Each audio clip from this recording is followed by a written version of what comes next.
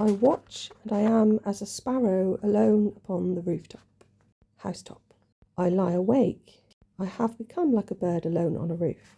King James and New International Version of Psalm 102.7. So this comes after the passage that I think I've already shared, the one about the owl/pelican, 102.6. I thought it was interesting that was referring to an owl or pelican. Here it says bird and or is translated as a sparrow.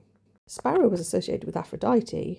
Anywho, said before, what I usually do is I'll write a reference on the back, start painting, and then I put them all in a pile. When I feel like it, I'll start working on it with my pens. Literally driven by my mood at that point. And so by the time I come to look at it, to talk about it, I have no idea what the reference on the back is. So for this one, I was looking at it thinking, oh, there's a few birds there, and then saw the bit on the back and remembered that was what I was supposed to be looking at. There's 3 separate images, a lot of purple and a lot of yellow light. So top right, there's this image, which is fairly abstract, but I can possibly see the concept of a bird in the centre. It's kind of within the shape of possibly a butterfly or even a heart. Over on the left, I see this bird. It reminds me of a magpie, even though it's in sort of purple and white and yellow. Some symbols scratching its wings.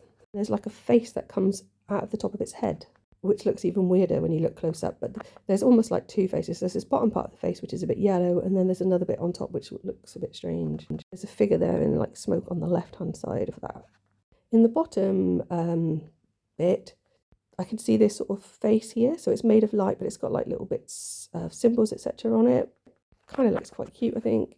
So there's a bird sort of halfway up, and then there's this bit on top of a head, which it's like a female figure sat on some rocks. I kind of get the idea. Yeah. Although it's fairly formless, but that's kind of what I'm seeing right now. There's just a better view of that bird, which is quite lilac.